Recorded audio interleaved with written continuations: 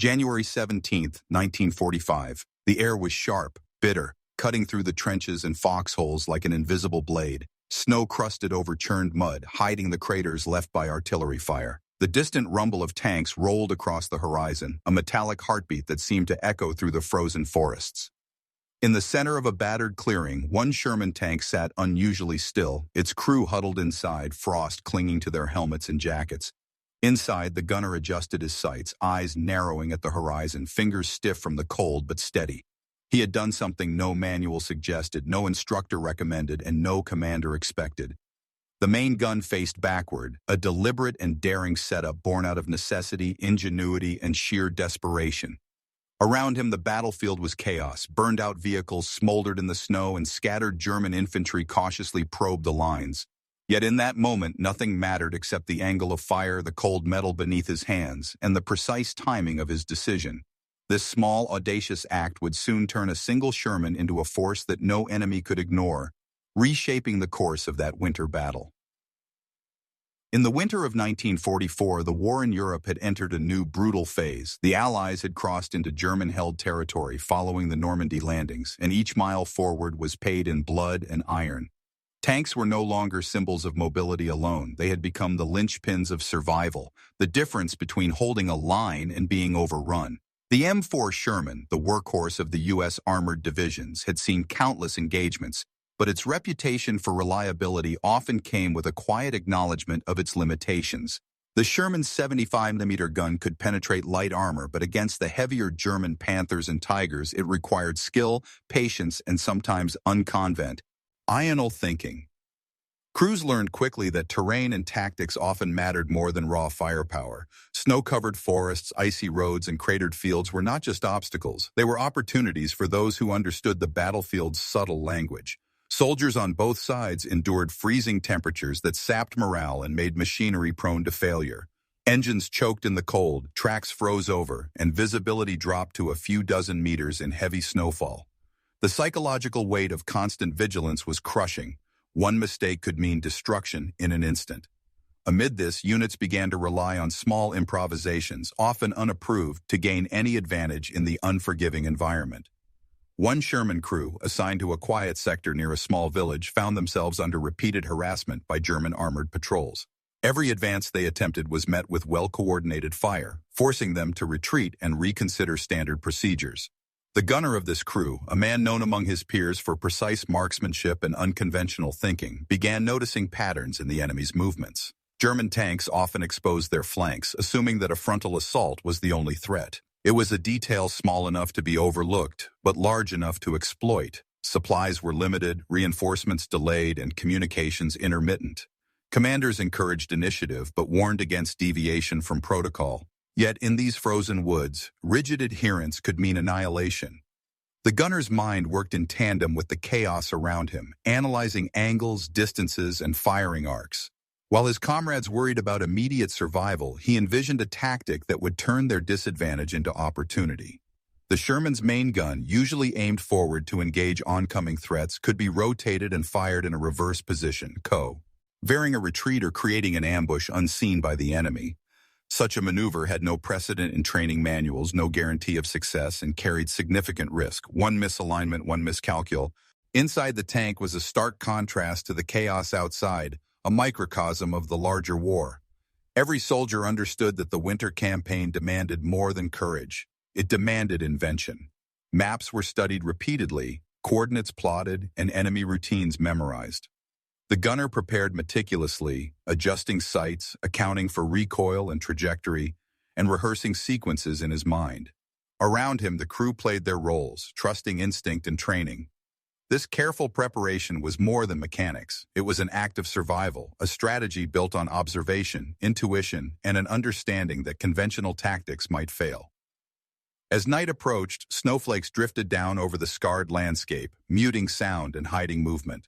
Enemy patrols probed the perimeter, unaware of the silent, backward-facing threat lying in wait.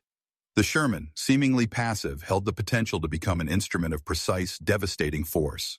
What began as cautious experimentation, born of necessity and cold-blooded calculation, was about to intersect with the chaos of battle, revealing the effectiveness of a single gunner's audacity.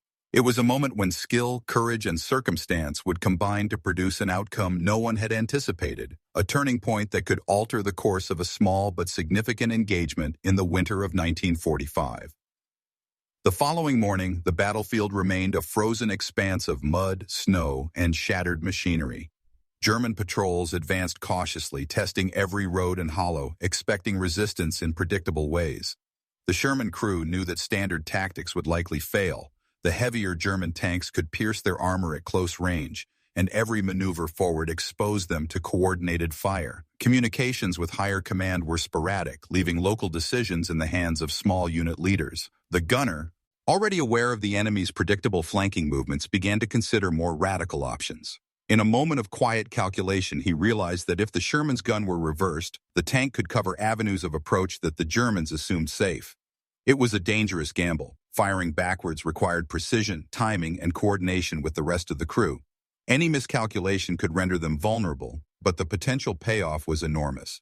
The surrounding terrain, tree-lined clearings, sunken roads, and snow-covered ridges offered opportunities for concealment, enabling the Sherman to strike before the enemy realized what had happened. Over the following hours, the crew executed rehearsals inside the cramped interior, aligning sights and adjusting the turret.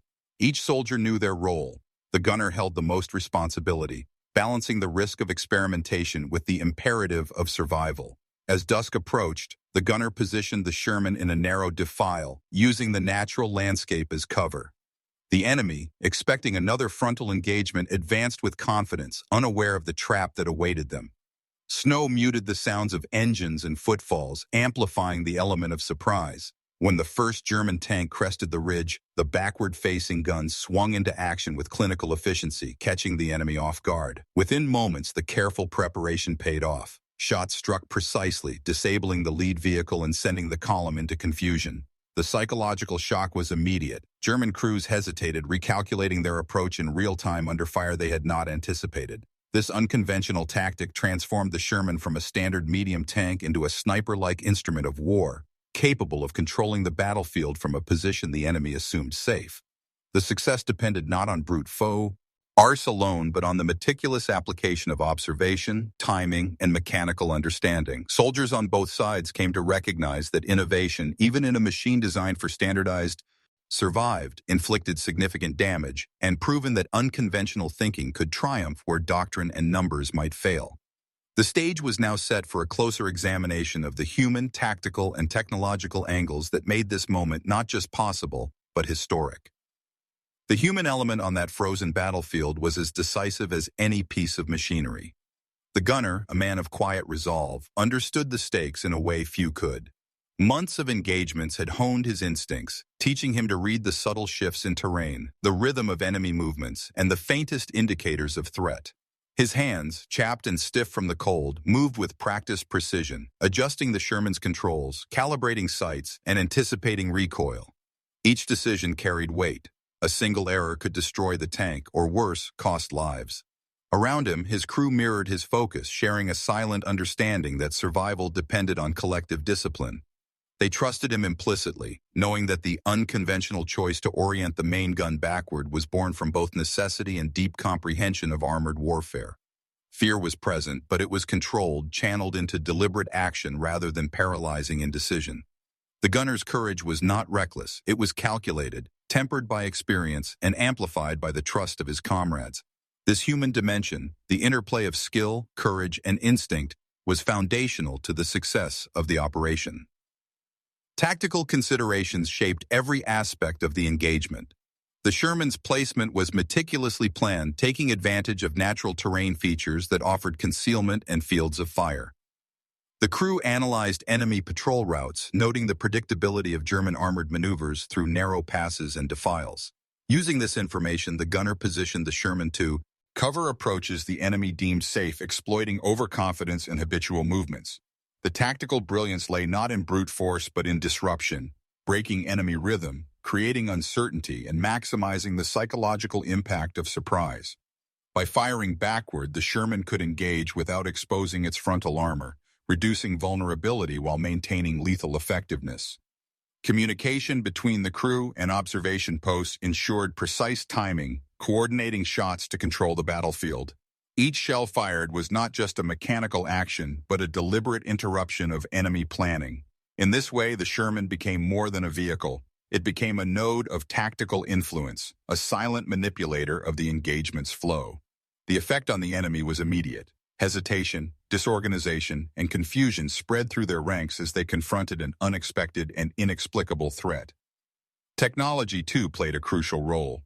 The Sherman tank, though often criticized for its comparatively thin armor and moderate firepower, possessed reliability and versatility that few other vehicles could match. Its 75mm gun, standard issue, was capable of precision at moderate ranges, and the turret's 360-degree rotation allowed for unusual firing angles when employed creatively. This gunner exploited those mechanical possibilities fully, using adjustments to traverse and elevation to maximize lethality in a direction for which the tank had not been designed to operate offensively. Small improvisations such as counterweights to stabilize backward fire and adjusted sighting methods reflected a deep understanding of mechanical principles. The Sherman's engine and tracks, while challenged by snow and ice, proved robust enough to hold position in the frozen defile, absorbing recoil and sustaining operation under extreme environmental conditions. In a broad horse sense, this technological interplay underscored a fundamental truth of armored warfare.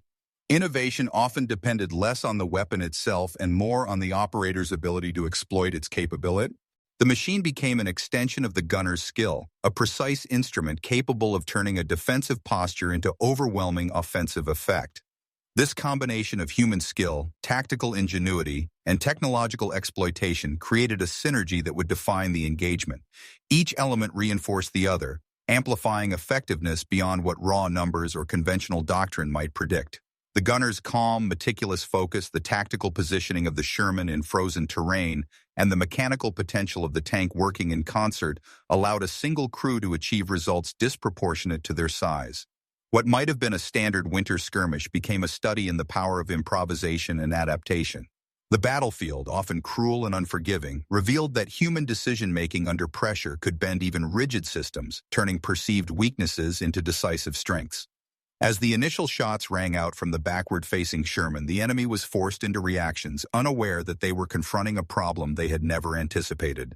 Each missed step, each moment of hesitation among German crews compounded the effect of one man's insight and the calculated employment of his machine. The stage was now set to examine additional angles, leadership decisions, enemy reactions, and the broader moral and strategic implications of such audacious improvisation. Leadership on the battlefield often dictates the difference between chaos and coordinated action, and in this engagement, the decisions made by commanders shaped the outcome as much as the gunner's skill. On the American side, unit leaders had instructed standard defensive postures, emphasizing front-facing engagements and coordinated artillery support. Yet the fluidity of winter combat, combined with limited intelligence and the harshness of the terrain, demanded on-the-spot judgment. When the Sherman's backward setup was first observed by the commanding officer, it provoked both surprise and concern. The tactic broke conventional doctrine, challenging assumptions about armored deployment. Some leaders hesitated, fearing that deviation from standard operating procedures might lead to disaster, while others recognized the ingenuity at play and allowed the crew to maintain their position. This delicate balance between discipline and initiative underscores a central truth of wartime leadership. Effective commanders must discern when to enforce regulations and when to trust the judgment of experienced soldiers on the ground. By supporting the gunner's decision, the leadership enabled an improvisation that would prove decisive, reinforcing the importance of adaptive thinking in dynamic combat scenarios. From the enemy perspective, the German units faced unexpected and disorienting conditions. Having advanced under the assumption that frontal engagements would define the encounter, they were suddenly confronted by precision fire from angles they had considered secure. Reconnaissance failed to anticipate this tactic, and initial responses were hampered by confusion. Orders to flank or counterattack were delayed as tank crews struggled to comprehend the source and direction of incoming fire. Commanders attempted to regroup and coordinate counter-movements, but the psychological effect of an unseen, reversed Sherman disrupted standard maneuvers. Soldiers, trained to respond to conventional threats, found themselves facing a problem with no precedent, a tactical anomaly that created hesitation and vulnerability. This reaction highlights a recurring principle in warfare. The unexpected exploitation of terrain, timing, and mechanical capability can induce fear and hesitation, magnifying the effectiveness of even a single combatant. By turn-ins. The Sherman backward, the gunner effectively transformed a single tank into a force multiplier, leveraging both technical mastery and psychological impact to control the engagement. The moral and strategic angles of this engagement reveal the broader significance of improvisation in combat. On one level, the act was a simple matter of survival, one crew responding to an immediate threat in a manner that maximized their effectiveness. Yet there is a larger implication about human ingenuity under pressure. Warfare often demands that individuals make life and death decisions in split seconds, balancing risk, ethics, and the potential for destruction. By employing unconventional tactics, the gunner challenged assumptions about armored combat, demonstrating that doctrine must be flexible and that innovation often emerges from necessity rather than instruction. Strategically, this action had ripple effects. It forced the enemy to reconsider predictable patterns, influenced subsequent American armored tactics, and underscored the value of adaptive problem-solving on the front lines. The crew's success was not just a localized phenomenon. It reflected a broader lesson in military science that foresight, observation, and calculated audacity can reshape outcomes in ways that standardized procedures cannot anticipate. Taken together, these angles illustrate a complex interplay of human decision-making, leadership judgment, enemy psychology, and strategic consequence.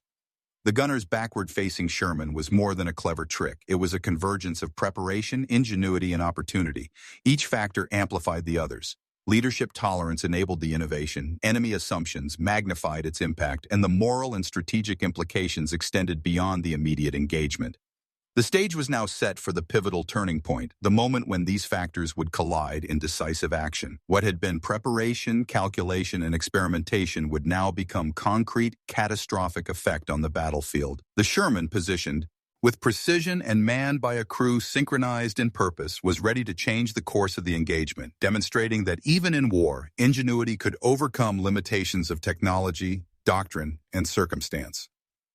The decisive moment came just after first light, when the German column advanced along the snow-covered defile.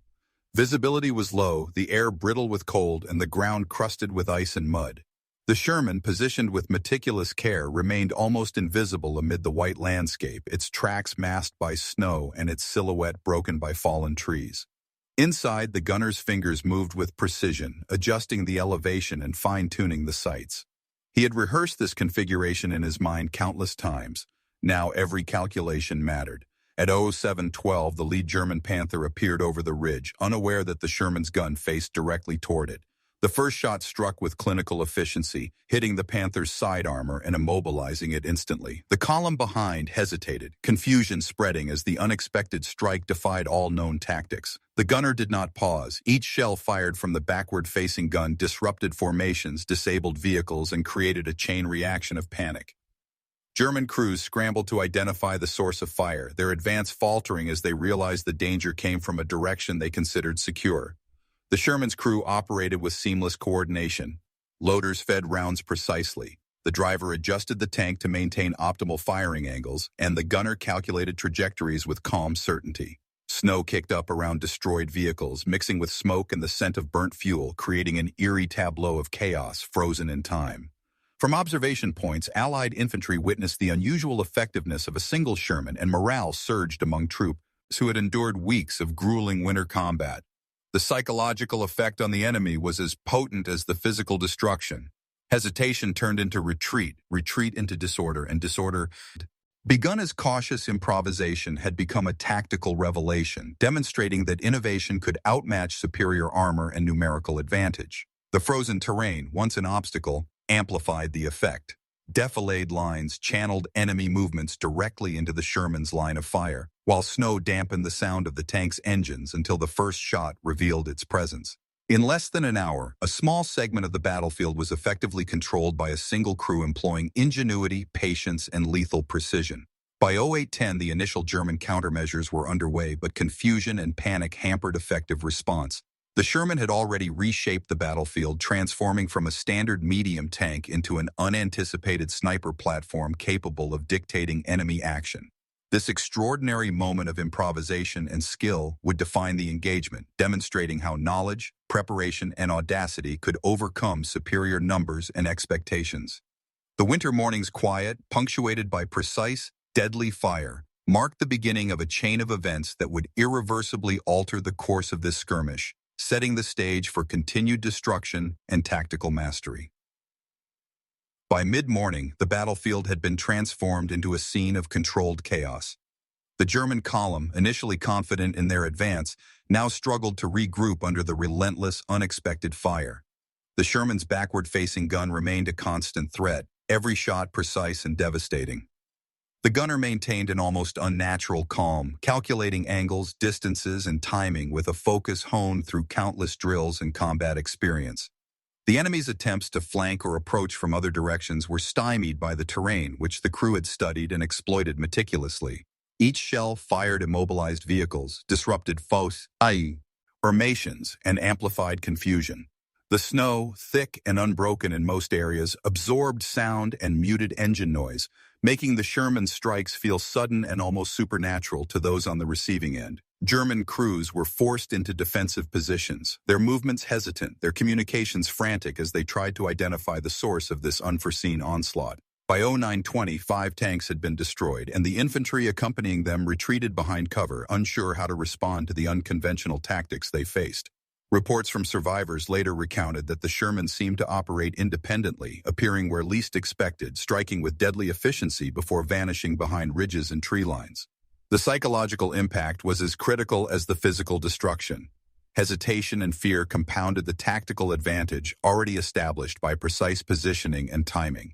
The gunner's decisions, initially an experiment born of necessity, had become a masterclass in battlefield control, demonstrating how individual initiative could influence larger engagements. Allied infantry, witnessing the effect, gained confidence and adapted their movements to support the Sherman's efforts, coordinating indirect fire and advancing under cover while the tank held enemy attention. The synergy between human skill, technological mastery, and environmental understanding reached its apex during this period. By 10:05, the German forces began a tentative withdrawal, their cohesion fractured and their offensive momentum lost.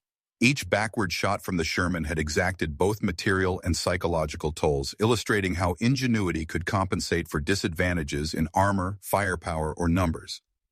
Observers later noted that what had begun as an improvised tactic became a defining feature of the engagement, a demonstration of calculated audacity altering the expected course of battle. As the smoke cleared and the sounds of destruction faded into the winter morning, the Sherman and its crew had rewritten the rules of engagement for that. The aftermath of the engagement revealed both the tangible and psychological consequences of the gunner's unconventional tactics. By midday, the battlefield bore the scars of concentrated, precise fire. 5 German tanks destroyed or immobilized, numerous infantry casualties, and a disrupted advance that had been meticulously planned before the Sherman crew's intervention. Reports from surviving German soldiers described confusion and disbelief, noting that the enemy seemed to operate outside established tactical norms. The audacity of a single Sherman tank controlling an entire sector challenged assumptions about armored engagements, demonstrating that even a medium tank, when operated with ingenuity and skill, could inflict disproportionate damage. On the American side, morale surged. Soldiers who had endured weeks of brutal winter combat now witnessed the potential for individual initiative to alter the course of an engagement. The gunner and his crew were lauded for their composure, precision, and courage under pressure, though their methods remained unconventional. Commanders recorded the effectiveness of the backward-facing gun in after-action reports, noting its psychological impact as well as the tactical advantage it created. Beyond immediate results, the skirmish had a lasting effect on local operations. Enemy units, aware of the unusual tactic, became more cautious, altering patrol patterns and advancing more slowly in subsequent encounters. This hesitation bought additional time and space for American units to consolidate positions, repair vehicles, and prepare for further operations in the harsh winter conditions. Logistical reports confirmed that the Sherman's configuration allowed sustained firing without mechanical failure, reinforcing the potential for tactical innovation even under extreme environmental stress. The crew's improvisation demonstrated, too, the value of preparation, observation, and adaptability, qualities that were increasingly recognized as essential in armored warfare.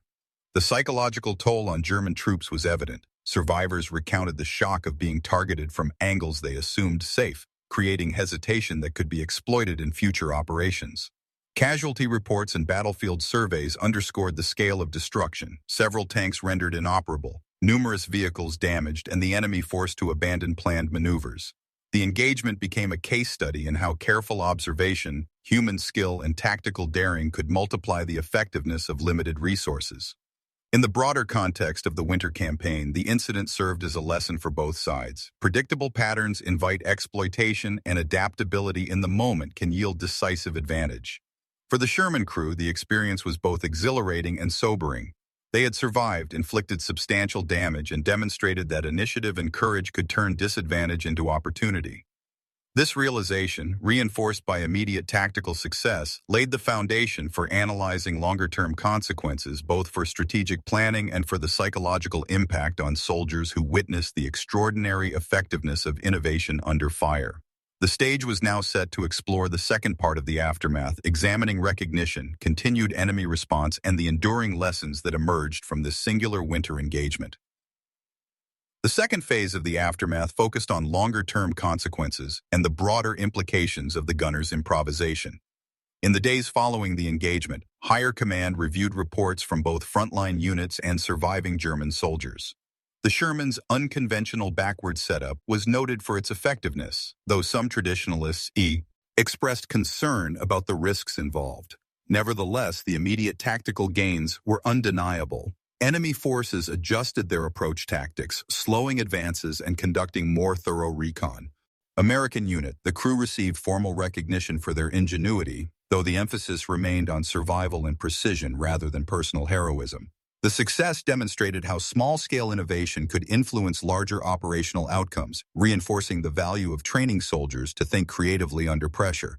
Strategically, the engagement offered lessons for armored doctrine. While manuals stressed frontal engagements and conventional deployment, commanders began to consider adaptive tactics, understanding that terrain, timing, and unexpected angles of attack could provide decisive advantage.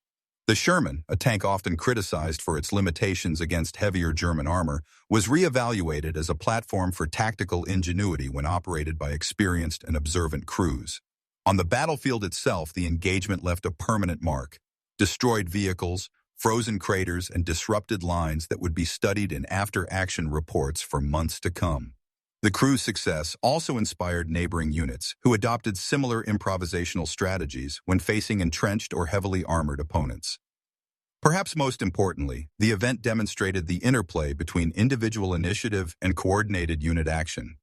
While a single gunner's audacity was central, the effectiveness relied on the synchronization of the entire crew, the observation of enemy patterns, and careful use of terrain.